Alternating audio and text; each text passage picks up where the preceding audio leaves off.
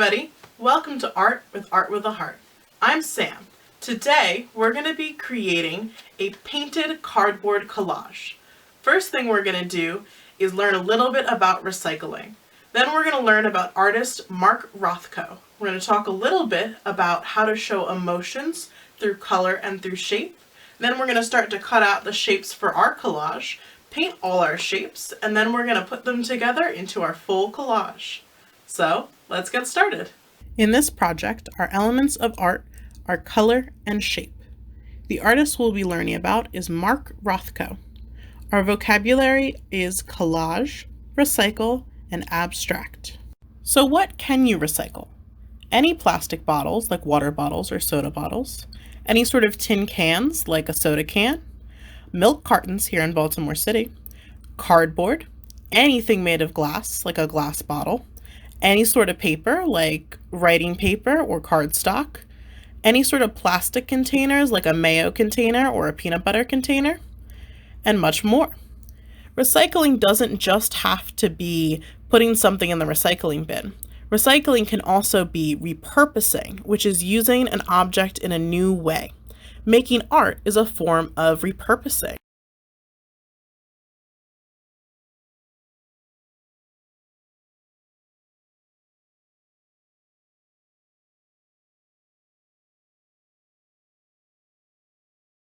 So how can we show emotions through basic colors and shapes?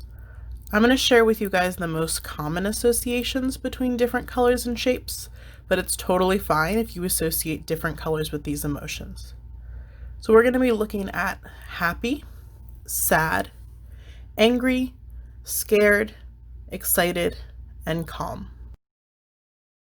So what do you associate with happiness? Most commonly, happiness is associated with the color yellow. When we think about happy shapes, we can think about the shape of a smiley face and sort of how that can become a half circle or almost like a sideways D. Happiness is also associated with full circles. Sort of round, smooth shapes are considered very happy. What colors do you associate with sadness? Most often, sadness is associated with the color blue. Sad shapes tend to be sort of droopier, like a teardrop shape, where sort of the bottom of it is a little bit larger than the top. A sort of droopy oval is also sort of associated with sadness. Think about the shape of a frown. How can we sort of turn that frown into a full closed shape? Kind of get sort of an upside down crescent or sort of a curved shape. And again with that teardrop. What do you associate with anger? Anger is most commonly associated with the color red, and it often comes with a lot of very straight and short lines. Angry shapes tend to not have a full sort of shape design, but tend to be a little bit more freeform, with a lot of sharp angles and turns sort of going all over the place. If you've ever sort of drawn when you're angry, a lot of anger can look like sort of a big scribbly shape. Anger can also be associated with triangles or squares, because those have a lot of straight lines and a lot of sharp corners. So what colors do you think go with being scared or fear? Most commonly, purple is used with being scared, but yellow is also a common color to see with fear. Remember that you can definitely have your own color associations with each of these emotions. Scared shapes often have a lot of very tall and sharp lines. If you've ever sort of seen the scared emoji, you want to think about a line like that. Think also about an exclamation point. A lot of very tall triangles are very scared shapes.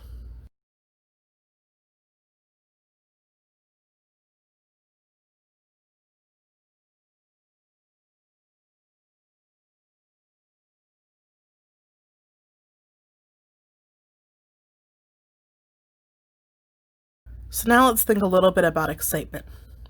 Excitement is sort of a more extreme version of happy, so it's also associated with yellow, but it also sometimes can have some orange to it.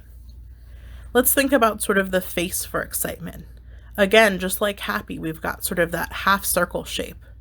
It also might have some sort of rounded triangle shapes because we want that smoothness of happiness, but with sort of the sharpness that comes with excitement. Excitement might also sort of have some triangles like an exclamation point or even some stars to sort of show more of that excitement. Now, let's think about calmness. Calmness is most commonly associated with blue. Calmness tends to come with some wavy lines. So the shapes can sort of be round like a circle, but also sort of some free form wavy shapes. I personally also associate purple with calmness. Think about what emotion you might want to do for your project. You can pick one emotion or a variety of emotions. I'm going to use calmness for my project. To do this project, you will need scrap cardboard, cardboard backing, scissors, glue, paintbrushes, paint, and a water cup. To start, we need some cardboard scraps and a pair of adult scissors. Start to just sort of cut shapes out of the cardboard, thinking about what shapes might go best with your emotion, or with a whole group of emotions. While you guys are working, I'm going to share a few fun facts with y'all. Recycling is extremely important here in Maryland because it helps keep the Chesapeake Bay healthy. Did you know the Chesapeake Bay was formed nearly 12,000 years ago when glaciers melted and flooded the Susquehanna River? It's believed by most historians that the Chesapeake Bay is named after the Algonquin word Chesapeake, meaning Great Shellfish Bay. The bay is approximately 200 miles long, stretching from Havre de Grace, Maryland to Norfolk, Virginia. It has an average depth of 21 feet, and the deepest part of the bay, known as the Hole, is 174 feet deep and located off Bloody Point, southeast of Annapolis, Maryland. The bay ranges from 3.4 to 35 miles wide. It holds more than 15 trillion gallons of water and supports 348 species of finfish, as well as 173 species of shellfish.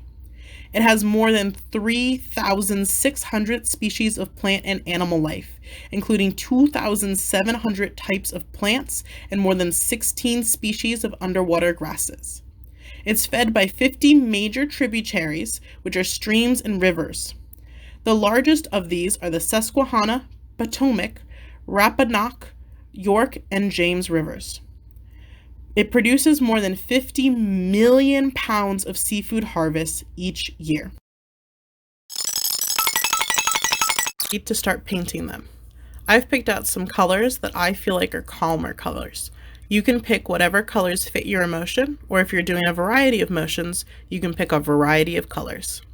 Make sure when you're painting to just use a little bit of paint on the tip of your paintbrush, and try to cover all of the cardboards that we don't see the brown through.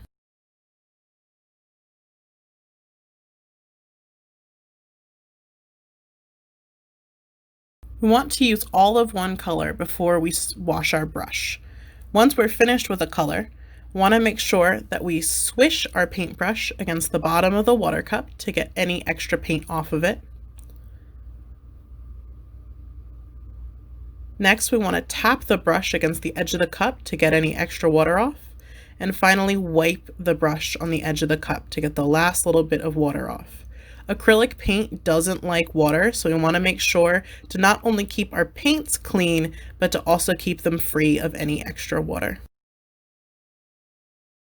Now that everything's all painted, I'm going to clean up my paint supplies while my pieces dry. Now we're ready to start forming our collage. Collage is the process of taking lots of pieces and putting them together into one total image. I'm starting by just sort of figuring out where I want my pieces to be before I glue them down.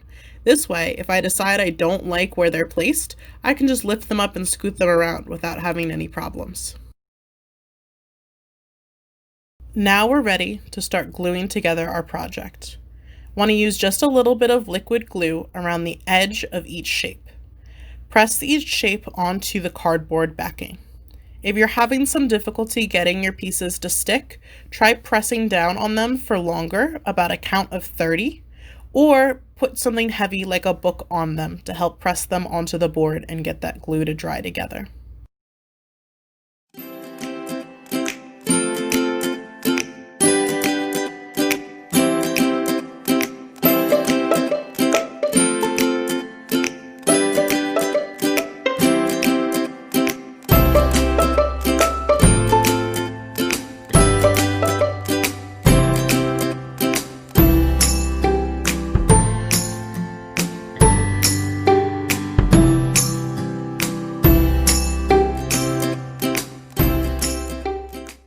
And there you go. You've finished your cardboard collage. I hope you guys learned a little bit more about recycling, got some fun facts about the Bay, and of course, I hope you enjoyed doing this project. I know I enjoyed doing it with you. Have a good rest of your day.